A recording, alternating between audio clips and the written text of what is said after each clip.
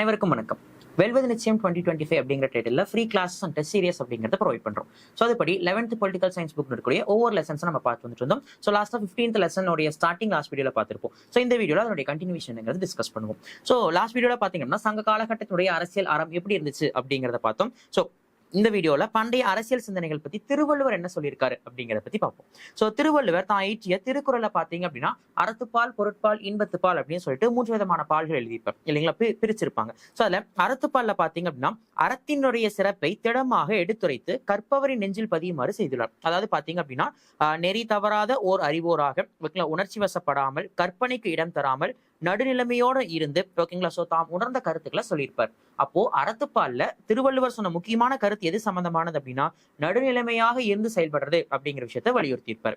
இதுவே பொருட்பாலை பொறுத்த வரைக்கும் 2ஆம் பகுதியா இருக்கக்கூடிய பொருட்பாலை பொறுத்த வரைக்கும் பாத்தீங்க அப்படின்னா உலக வாழ்க்கையினுடைய இயல்புகளையும் நடைமுறைகளையும் அலசி ஆராயறது மட்டும் இல்லாம அது எல்லாத்தையும் அனுபவம் நிறைந்த ஒரு அறிஞர் சொல்ற மாதிரியான விஷயங்களாவே மென்ஷன் பண்ணியிருப்பார். ஓகேங்களா, சோ பல காலத்துக்கும் பல துறைகளிலும் கண்டும் கேட்டும் அறிந்தவற்றை எல்லாம் தாம் சிந்தனை திறத்தால் தெளிவாக உணர்த்துவதை வகைப்படுத்தி கூறியுள்ளார். அப்போ அறத்துப்பால நடுநிலைமை தவறாமல் செயல்பட்டிருப்பாரு. பொருட்பால்ல பாத்தீங்க அப்படின்னா பல விஷயங்களை அறிந்து தெரிந்த அனுபவம் நிறைந்த ஒரு அறிஞராகவே தன்னுடைய கருத்துக்களை பொருட்பால்ல சொல்லியிருப்பார்.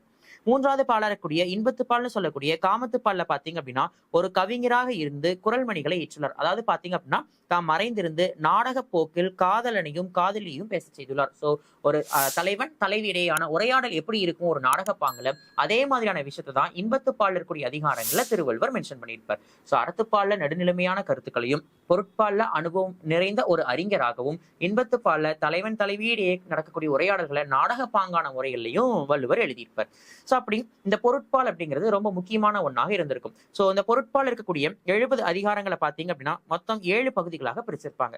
அதுக்கு எக்ஸாம்பிளா இந்த போக்கியார் அப்படிங்கிற ஒரு புலவனுடைய இந்த பாடலே ஒரு சான்றுன்னு சொல்லலாம். சோ அரசியல் 5, அமைச்சியல் 2, உருவல் 2, ஒன்று உண்கூழ் இருவியல், தின்படை, நட்பு, பழனேல், குடி 13, என்பொருள் 7ஆம் இவை அப்படின்னு சொல்லிட்டு சோ பொருட்பால் இருக்கக்கூடிய இந்த 70 அதிகாரங்களையும் பாத்தீங்க அப்படின்னா அரசியல் 25, அமைச்சியல் 10, அரண் 2, கூழ் 1, படை 2, நட்பு 17, குடி 13ன்னு சொல்லிட்டு பல விதமான அதிகாரங்களா மொத்தம் 70 அதிகாரங்களை 7 பிரிவுகளா என்ன பண்ணிருப்பாங்கன்னா பிரிச்சிருப்பாங்க.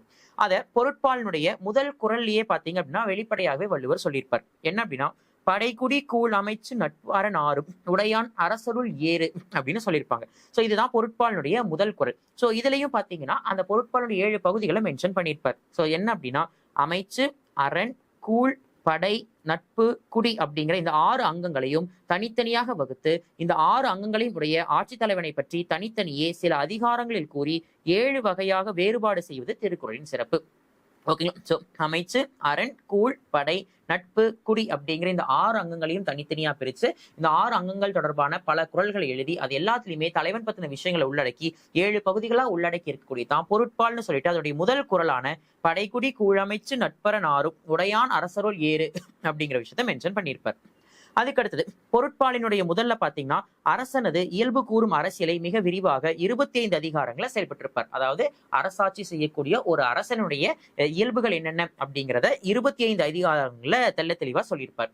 அது ரொம்ப குறிப்பா பாத்தீங்கன்னா இறைமாட்சிங்கிற அதிகாரத்துல தொடங்கி இடுக்கண் அழியாமை அப்படிங்கிற அந்த அதிகாரம் வரைக்கும் பாத்தீங்கன்னா டீட்டெயில்டா பேசியிருப்பார். ரொம்ப சிம்பிளா சொல்லணும் அப்படின்னா கிட்டத்தட்ட இந்த 25 அதிகாரங்கள்ல 46 முறை பாத்தீங்க அப்படின்னா ஆட்சி தலைவர்கள்னு சொல்லக்கூடிய அரசர்கள் பத்தின விஷயங்களை அவர் நிறைய மென்ஷன் பண்ணியிருப்பார். குறிப்பா அரசர், வேந்தர், நிலன், ஆண்டவர், மன்னர் அப்படின்னு சொல்லிட்டு 25 அதிகாரங்களில் 46 முறை அரசர் பற்றிய குறிப்புகளை குறிப்பிட்டு ஓகேங்களா, சோ அந்த அரசனுடைய இயல்புகளை பற்றி கூறக்கூடியதாக 25 அதிகாரங்கள் அப்படிங்கிறத பொருட்பால்ல கொண்டு வந்திருப்பார். ஓகேங்களா, சோ அரசரை பற்றியும் அரசியல் அமைப்பை பற்றியும் திருவள்ளுவர் பொருட்பால்ல கூறியுள்ள கருத்துக்கள் எல்லாமே ரொம்ப வியப்படைய செய்யற மாதிரி இருக்கு. ஏன்னா திருவள்ளுவர் வாழ்ந்த காலமோ பாத்தீங்க அப்படின்னா முடியாட்சி காலம்.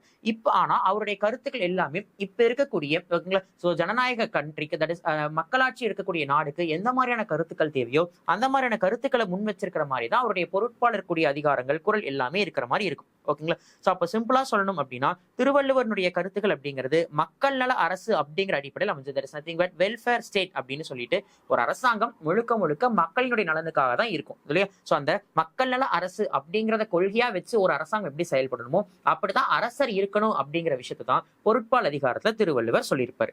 சோ முறை செய்து காப்பாற்றும் மன்னவன் மக்கட்கு இறையென்று வைக்கப்படும் அப்படிங்கிற திருக்குறள்ல கூட என்ன சொல்லியிருப்பார் அப்படின்னா, அரச குடும்பத்துல பிறந்து வளர்ந்து அரசரா பொறுப்பேற்றால் மட்டும் ஒருவர் அரசராக சிறந்து விளங்கிட முடியாது. சோ மக்களுக்கு தேவையான கடமைகளை சரிவர செய்து யார் குடிமக்களை காப்பாற்றுகிறார்களோ அவர்கள் தான் பாத்தீங்க அப்படின்னா என்னென்ன சொல்றாரு அப்படின்னா, இறை என்று வைக்கப்படும் அப்படின்னு சொல்லி கடவுளுக்கு இணையாக அவர்களை மக்கள் கருதுவார்கள் அப்படின்னு சொல்றாரு. அப்போ அரச குடும்பத்துல பிறந்துட்டாருங்கிறதுக்காக அவர் சிறந்த அரசர்னு சொல்லிட முடியாது. யார் மக்களை காப்பாற்றுறாங்களோ, யார் வந்துட்டு தன்னுடைய கடமையை சரிவர செய்யறாங்களோ அப்படிப்பட்ட அரசர் தான் இறைவனுக்கு இணையானவர் அப்படின்னு சொல்லிட்டு வள்ளுவர் சொல்றாரு. ஆனா அது மட்டும் இல்லாம அந்த காலகட்டத்துல அரசர்களை வந்துட்டு கடவுள் போல நடத்துனாங்க. ஓகேங்களா? சோ அதையும் வள்ளுவர் தன்னுடைய குறள்பாக்கள் என்ன சொல்லியிருப்பாரு அப்படின்னா, கடவுளுக்கு இணையா நடத்துறதுங்கிறத தாண்டி சோ மக்களுக்கு தேவையான கடமைகளை செஞ்சா மக்கள் என்ன பண்ணுவாங்க, அந்த அரசரை கடவுளாகவே கருதுவார்கள் அப்படிங்கிற விஷயத்தையும் வள்ளுவர் அந்த இடத்துல முன் வச்சிருப்பார். ஓகேங்களா? அது மட்டும் இல்லாம அறநிழுக்கா தள்ளவை நீக்கி மரநிழுக்கா மானம் உடையதரசு அப்படிங்கிறது மூலியமா அவர் என்ன பண்றாரு அப்படின்னா, அறம் வழுவாது தீமைகளை நீக்கி மரம் வழுவாது மானம் காப்பது அரசு அப்படிங்கிற விஷயத்தை இந்த இடத்துல சொல்லியிருப்பார். சிம்பிளா சொல்லணும்னா இந்த குறள் என்ன பொருள் கொடுக்குது அப்படின்னா, மன்னர் எவ்வழி மக்கள் அவ்வழி அப்படிங்கிற விஷயத்த முன்வைக்குது. அதாவது நாட்டுக்கு தலைமை தாங்கக்கூடிய ஒரு அரசர் எந்த வழியில பயணிக்கிறாரோ அதே வழியில தான் அந்த நாட்டு மக்களும் பயணிப்பாங்க அப்படிங்கிற விஷயத்த திருவள்ளுவர் வலியுறுத்துறாரு. இதோட சேர்ந்து வள்ளுவர் பாத்தீங்க அப்படின்னா மரண் இழுக்கா மானம் அப்படின்னு சொல்றாரு. இந்த இடத்துல மானம் அப்படிங்கிற வார்த்தை வந்துட்டு தனிப்பட்ட ஒருவருடைய ஒழுக்க நெறிகளை பத்தி பேசல அப்படிங்கறத தாண்டி சோ வீரத்தை பத்தி தான் இந்த இடத்துல மென்ஷன் பண்ணுது. அப்ப இந்த இடத்துல மானம் அப்படிங்கிறது வீரத்தை பத்தி பேசுது. அதாவது பாத்தீங்கன்னா எந்த ஒரு மன்னன் வந்துட்டு வீரமுடையவராக செயல்படலையோ, ஓகேங்களா, அதாவது எந்த ஒரு மன்னர் வந்துட்டு பாத்தீங்க அப்படின்னா தன்னுடைய கடமைகளை சரிவரை செய்யலையோ அவர் மரண் இழுக்கா மானம் அப்படின்னு சொல்லி வீரத்துக்கு ஏற்புடையதாக மானத்தை குறிப்பிட்டு சொல்றாங்க. ஓகேங்களா? சோ அப்போ ஒரு அரசர் எந்த வழியில செயல்படுறாரோ அதே வழியில தான் மக்கள் செயல்படுவாங்க. அப்போ அந்த ஒரு அரசர் ஒழுக்க நெறியுடைய ஒரு அரசராக வாழணும். அப்ப இந்த இடத்துல குறளினுடைய முடிவுல பாத்தீங்க அப்படின்னா மானம் உடையது அரசு அப்படின்னு சொல்லியிருக்காங்க. சோ மானம் அப்படிங்கிறது இந்த இடத்துல ஜெனரலா ஒரு தனிநபருடைய ஒழுக்கத்தையும் தாண்டி வீரத்தை இந்த இடத்துல மென்ஷன் பண்ணியிருக்காங்க. ஒரு அரசர் அப்படின்னா கண்டிப்பா வீரமுடையவரா இருக்கணும் இல்லையா? அப்பதான் அந்த நாட்டு மக்களும் வீரமுடையவங்களா இருப்பாங்க அப்படிங்கிறனால இந்த இடத்துல மானம் அப்படிங்கிற இடத்துக்கு வீரம் அப்படிங்கிறது தான் பொருத்தமா சொல்லப்பட்டிருக்கு.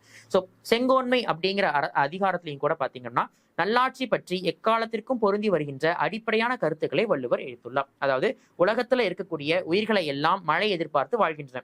அதே மாதிரி ஒரு நாட்டில் இருக்கக்கூடிய குடிமக்கள் எல்லாரும் யார் எதிர்பார்த்து வாழ்ந்திருப்பாங்கன்னா அந்த நாட்டினுடைய அரசை எதிர்பார்த்து, சோ அந்த அரசுடைய செயல்பாடுகள் எதிர்பார்த்து, அப்ப அந்த அரசுடைய செங்கோலை நல்லாட்சி எதிர்பார்த்து தான் மக்கள் வாழ்றாங்க அப்படிங்கிறத செங்கோன்மை அப்படிங்கிற அதிகாரத்துல வள்ளுவர் வலியுறுத்தியிருப்பார். அதைத்தான் ஒரு குறளாகவும் சொல்லியிருப்பாரு. வானோக்கி வாழும் உலகெல்லாம் மன்னவன் கோல் நோக்கி வாழும் குடி அப்படிங்கிறது. சோ மன்னவன் கோல் என்னும் முடியாட்சி காலத்திற்கான தொடரின் இடத்தில் நல்லாட்சி என்ற பொதுவான இன்றைய மக்களாட்சிக்கு ஏற்ற தொடரை பொருத்தி கொள்ளும் வகையில் பாடியிருப்பது திருவள்ளுவரின் தனிச்சிறப்பு. அப்போ இந்த இடத்துல வானோக்கி வாழும் உலகெல்லாம் மன்னவன் கோல் நோக்கி அப்படின்னு சொல்றது அந்த காலகட்டத்துல மன்னருடைய செங்கோலை பத்தி பேசியிருக்காங்க. அப்ப இந்த காலகட்டத்துல இந்த இடத்துல கோல் நோக்கி அப்படின்னு சொல்லும் போது நல்லாட்சி அப்படிங்கிற வார்த்தையை வச்சு சொன்ன மாதிரி இருக்கு. அப்போ மன்னராட்சி முறைக்கு மட்டும் இல்லாம மக்களாட்சி முறைக்கு ஏற்ற மாதிரியான கருத்துக்களையும் தான் வள்ளுவர் தன்னுடைய குறள்களை சொல்லியிருக்கிறார். குடிதழி கோலோற்றும் மாநில மன்னன் அடிதழி நிற்கும் உலகு அப்படிங்கிறது மூலியமாகவும் பாத்தீங்க அப்படின்னா குடிமக்களை அன்போடு அணைத்து கொண்டு ஆட்சி புரியும் அரசனுடைய அடிகளை பொருத்தி நிற்குமாம் உலகம். சோ எந்த ஒரு அரசர் குடிமக்களை வந்துட்டு அன்போடு அரவணைச்சு ஆட்சி நடத்துறாரோ அவருக்கு கீழே தான் உலகம் இருக்கும் அப்படிங்கிறத குடிதழி கோலோற்றும் மாநில மன்னன் அடிதழி நிற்கும் உலகு அப்படிங்கிற குறள் மூலியமாக வள்ளுவர் வலியுறுத்தியிருக்கிறார். ஓகேங்களா? சோ இதெல்லாத்தையும் தாண்டி அல்லற்பட்டு ஆற்றாது அழுத கண்ணீர் அன்றே செல்வத்தை தேய்க்கும் படை அப்படின்னு சொல்லிட்டும் கொடுங்கோலுடைய ஒரு அரசர் ஆட்சி செய்யறாரு அப்படின்னா கண்டிப்பா அந்த அரச வம்சம் அப்படிங்கிறது நிச்சயமாக அழிந்து விடும் அப்படிங்கிற விஷயத்தையும் வள்ளுவர் இந்த குறள் மூலியமா சொல்றாரு. அதுதான் அல்லற்பட்டு ஆற்றாது அழுத கண்ணீர் அன்றே செல்வத்தை தேய்க்கும் படை அப்படின்னு சொல்றாரு. சோ ஹிட்லர், முசோலினி, ஜார் மன்னர் போன்ற பல கொடுங்கோல் ஆட்சி நடத்திய அரசர்கள் கடைசியில என்ன ஆனாங்க அப்படிங்கறத நினைவு கூட்டும் விதமா தான் இந்த குறள் அப்படிங்கிறது அமைஞ்சிருக்கு. சோ எந்த அரசர் கொடுங்கோன்மையோட ஆட்சி நடத்துறாங்களோ அந்த அரச முறை, அந்த அரசாட்சி முறை அப்படிங்கிறது அடியோடு தேய்ந்து அழித்து விடும் அப்படிங்கிற விஷயத்த வள்ளுவர் மென்ஷன் பண்ணியிருப்பார். சோ அப்போ ஒரு அரசாங்கம் நடக்குது அப்படின்னா, ஒரு ஆட்சி நடத்துறாரு அப்படின்னா ஒரு அரசர் ஒழுக்கம் முக்கியம் தான், செங்கோல் அப்படிங்கிறது முக்கியம் தான். இதை எல்லாத்தையும் தாண்டி இன்னும் ரொம்ப முக்கியமான விஷயம் என்ன அப்படின்னா வருவாயை பெருக்குவதற்கான வழிமுறைகளை பத்தியும் சொல்லியிருப்பார். ஓகேங்களா? சோ அதுதான் பாத்தீங்க அப்படின்னா இறைமாட்சி அப்படிங்கிற அதிகாரத்துல இயற்றலும் ஈட்டலும் காத்தலும் காத்த வகுத்தலும் வல்லது அரசு அப்படிங்கிற குறள்ல வள்ளுவர் சொல்லியிருப்பார். அதாவது இயற்றலும் அப்படின்னா என்ன அர்த்தம்? இந்த இடத்துல 4 முக்கியமான விஷயங்களை பத்தி பேசுறாரு. இயற்றலும் அப்படின்னா என்ன அர்த்தம் அப்படின்னா, அதாவது பொருள் வரக்கூடிய வழியை ஃபர்ஸ்ட் தெரிஞ்சுக்கணும். அடுத்தது ஈட்டலும் அப்படின்னா அந்த வழியின் மூலியமாக பொருட்களை ஈட்டணும், பொருட்களை சேர்க்கணும். அடுத்தது காத்தல். காத்தல் அப்படின்னா சேர்த்த பொருட்களை என்ன பண்ணணும்? பத்திரமா பாதுகாக்கணும்.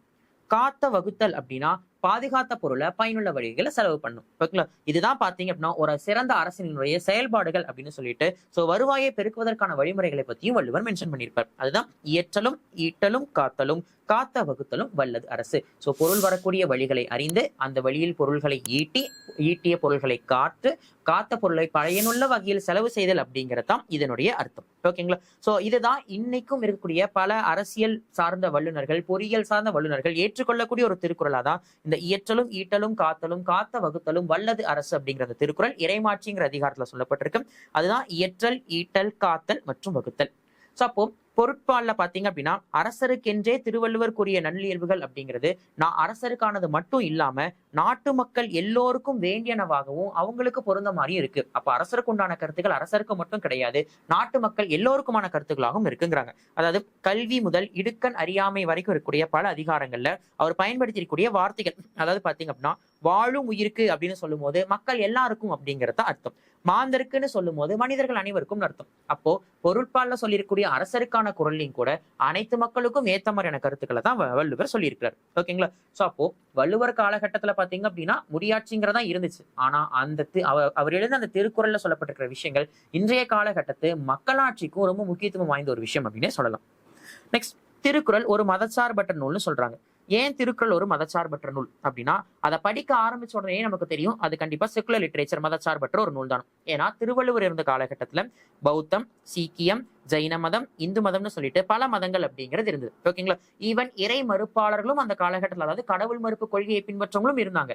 ஈவன் வள்ளுவர் கூட பாத்தீங்க அப்படின்னா ஏதாவது ஒரு சமயத்தை சார்ந்தவரா இருந்திருப்பாரு, கடவுள் ஃபாலோ பண்ணக்கூடியவரா இருந்திருப்பாரு. ஆனா கடவுளை பத்தி 10 குறள்கள் அப்படிங்கறத எழுதியிருக்காரு. ஆனா எந்த இடத்துலயுமே அது இந்த சமயத்தை சார்ந்த கடவுள் தான் அப்படிங்கிற விஷயத்த வள்ளுவர் மென்ஷன் பண்ணல.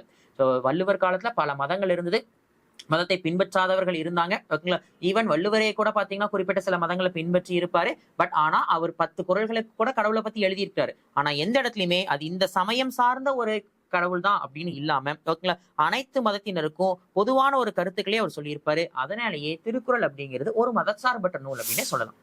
அப்போ இந்த வீடியோ நம்ம என்ன டிஸ்கஸ் பண்ணிருப்போம் அப்படின்னா, வள்ளுவர் சொன்ன அந்த அரசியல் சிந்தனைகள் எப்படி இருந்தது, மெயினா அறத்துப்பால், பொருட்பால், இன்பத்துப்பால் 3 பால்கள் பிரிக்கப்பட்டிருந்தாலும் பொருட்பால்ல ஒரு அரசருடைய கடமைகள், அரசருடைய ஒழுக்க நெறிகள், வருவாய் ஈட்டக்கூடிய வழிமுறைகள், இது எல்லாத்தையும் பத்தி வள்ளுவர் எந்தெந்த குறள்களை சொல்லியிருந்தாரு அப்படிங்கிற விஷயத்தை தான் இந்த வீடியோ நம்ம டிஸ்கஸ் பண்ணிருப்போம். அடுத்த வீடியோல தேசியவாதம்னு சொல்லிட்டு சுப்பிரமணிய பாரதியாருடைய கான்ட்ரிபியூஷன்ஸ் என்னென்ன அப்படிங்கறத டிஸ்கஸ் பண்ணுவோம். Thank you all.